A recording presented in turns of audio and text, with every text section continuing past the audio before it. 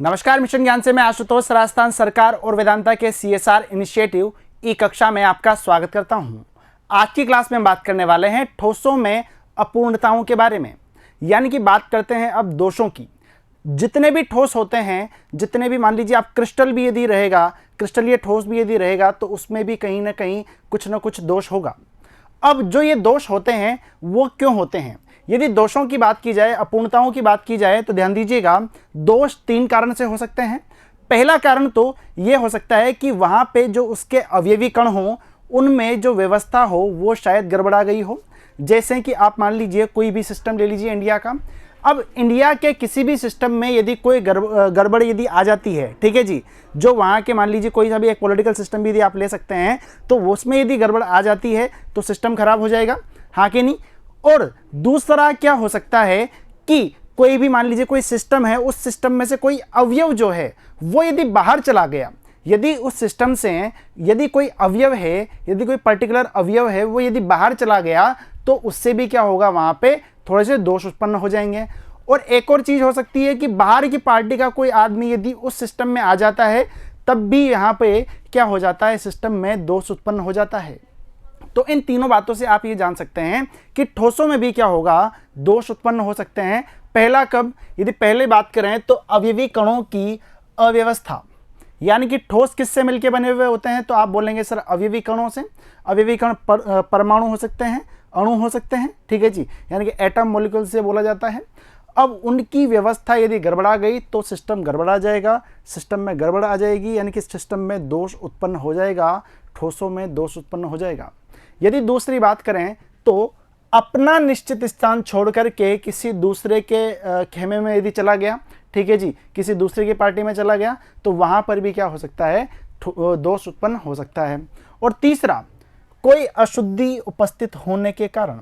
अशुद्धि का मतलब क्या हो गया, मान लीजिए कि कोई पानी का ग्लास है, उसमें यदि कचरा पड़ जाता है, ठीक है जी, यदि कचरा उसमें थोड़ा सा डल जाता है, तो उसका मतलब क्या हो गया, उसमें अशुद्धि आ गई। अब कचरा कहाँ से आया है, बाहर से आया है, ठीक है जी। वही सेम बात कहाँ पर है, यहाँ पर है। कोई ठोस है, कोई ठोस है, यदि उसमें हम अशुद्धि मिला दें, मान लीजिए सोडियम मिला दिया, कुछ और चीज़ मिला दी, तो वो वहाँ पे क्या हो जाएगा, अशुद्धि आ जाएगी, उसके अंदर दोष उत्पन्न हो जाएगा।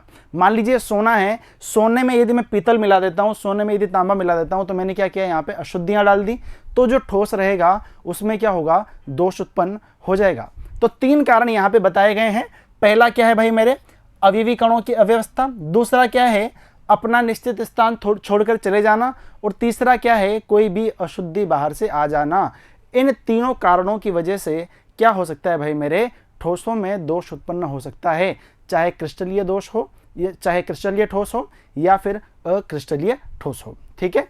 यदि हम बात करते हैं तो क्रिस्टल जालक में त्रुटियों को 2 भागों में बांटा गया है। पहला है इलेक्ट्रॉनिक और दूसरा है परमाणवीय। इसको सही कर लीजिएगा, परमाणवीय, परमाणवीय, ठीक है जी। यानी कि पहली जो त्रुटि है वो क्या है, इलेक्ट्रॉनिक त्रुटि, जिसके बारे में आज हम पढ़ने वाले हैं। इलेक्ट्रॉनिक त्रुटि की यदि बात करें तो जैसे ही आपको शब्दों से ही पता चलेगा कि इलेक्ट्रॉनिक त्रुटि किसके कारण उत्पन्न होगी, तो आप बोलेंगे सर ये जो अशुद्धियां हैं ये इलेक्ट्रॉन के कारण उत्पन्न होती है। यानी कि बात की जाए इलेक्ट्रॉनिक त्रुटि की, तो ये किसके कारण से उत्पन्न होगी, इलेक्ट्रॉन्स के कारण से ये उत्पन्न होगी। यदि हम बात करें परम शून्य ताप की, यदि हम बात करें परम शून्य ताप की, परम शून्य ताप पर जितने भी क्रिस्टल होते हैं, क्रिस्टलों में जितने भी इलेक्ट्रॉन्स होते हैं, वो क्या होते हैं, उच्च ऊर्जा स्तर में पहुंच जाते हैं।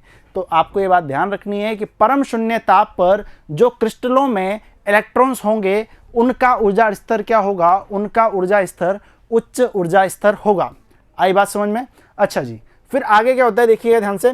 कुछ क्रिस्टलों में ये इलेक्ट्रॉन मुक्त अवस्था में भी होते हैं, यानी कि बंधे हुए नहीं रहते हैं, ये मुक्त हो सकते हैं आराम से।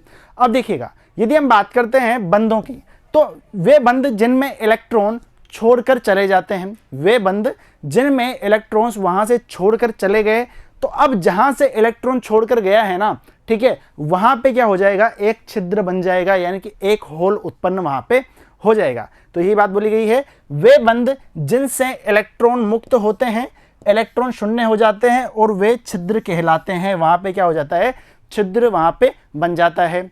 और ये जो छिद्र होते हैं ये क्या होते हैं, विद्युत क्षेत्र में एक इलेक्ट्रोड से दूसरे इलेक्ट्रोड की ओर गतिशील होते हैं।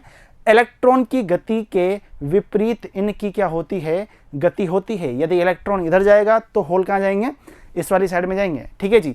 यानी कि इलेक्ट्रॉन्स और जो होल्स जो रहेंगे उनकी गति जो रहेगी, गति की दिशा जो रहेगी वो क्या होगी मेरे भाई, विपरीत होगी। इस बात का आप ध्यान रखिए, ठीक है जी। तो आपने 3-4 बातें यहाँ पे जानी है कि यदि इलेक्ट्रॉनिक त्रुटियों की बात की जाए तो इलेक्ट्रॉनिक त्रुटियां इलेक्ट्रॉन के कारण होगी। परम शून्य ताप पर इलेक्ट्रॉन कहाँ चला जाएगा, उच्च ऊर्जा स्तर में चला जाएगा।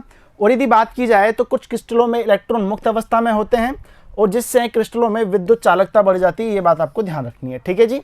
वे बंध जिनसे इलेक्ट्रॉन मुक्त होते हैं, ठीक है जी, वहां पे क्या उत्पन्न हो जाते हैं भाई मेरे, इलेक्ट्रॉन शून्य हो जाते हैं और वहां पे छिद्र वहां पे कहलाते हैं, ठीक है। अब यदि आगे बात की जाए तो छिद्रों की जो यहाँ पे गतिशील दिशा जो रहेगी वो किसके विपरीत रहेगी, इलेक्ट्रॉन्स के विपरीत रहेगी। इलेक्ट्रॉन इधर भाग रहा है तो होल इधर जाएंगे, पक्की बात है। बढ़े आगे। अच्छा जी, आगे यदि बात की जाए यहाँ पे तो इलेक्ट्रॉन के निकलने पर ये छिद्र धनात्मक होते हैं। और यदि बात की जाए एग्जाम्पल की तो सिलिकॉन और जर्मेनियम, सिलिकॉन और जर्मेनियम, ध्यान दीजिएगा, सिलिकॉन और जर्मेनियम में ये अशुद्धियां पाई जाती है या फिर ये त्रुटियां वहां पे मिलती है। यदि सिलिकॉन और जर्मेनियम की बात की जाए तो ये कौन से ग्रुप के हैं, तो आप बोलेंगे सर ग्रुप 14 के, यानी कि समूह 14 के ये तत्व हैं। लेकिन उसमें 13 और 15, कौन सा बताया मैंने, 13 और 15, 13 और 15 में कौन कौन आता है, तो आप बोलेंगे सर बोरॉन भी आता है, फॉस्फोरस भी आता है, ठीक है जी। तो बोरॉन और फॉस्फोरस मिला करके यहाँ पे क्या बनाए जाते हैं, अर्धचालक बनाए जाते हैं। यानी कि सिलिकॉन और जर्मेनियम में बोरॉन और फास्फोरस यानी कि ग्रुप कौन सा है यहाँ पे, ये वाला 14, ग्रुप 14 और ग्रुप 13-15 के जो तत्व हैं उनको मिलाकर के क्या बनाए जाते हैं, अर्धचालक बनाए जाते हैं, ठीक है जी। जो आगे हम बात करेंगे एन चालक के बारे में, एन अर्धचालक के बारे में और यहाँ पे पी अर्धचालक के बारे में, ठीक है जी। जैसे ही ठोसों की अपूर्णता खत्म हो जाएगी उसके बाद में हम अर्धचालकों को भी लेंगे। चलो जी, यदि बात की जाए तो 2 प्रकार के हैं, एक तो पी है और दूसरा क्या कहलाएगा भाई यहाँ पे एन प्रकार का। इनको यदि एक्सप्लेन करेंगे तो हम किसी और क्लास में करेंगे। जैसे ही हमारी त्रुटियां खत्म हो जाएगी तो यहाँ पे अर्धचालकों को भी हम यहाँ पे पढ़ लेंगे, ठीक है जी। तो ये बात समझ में आ गई। तो यहाँ पे 3 बातें हमें जानने को मिली है कि सिलिकॉन और जर्मेनियम जो होता है उनमें ये वाली त्रुटियां मिलती है।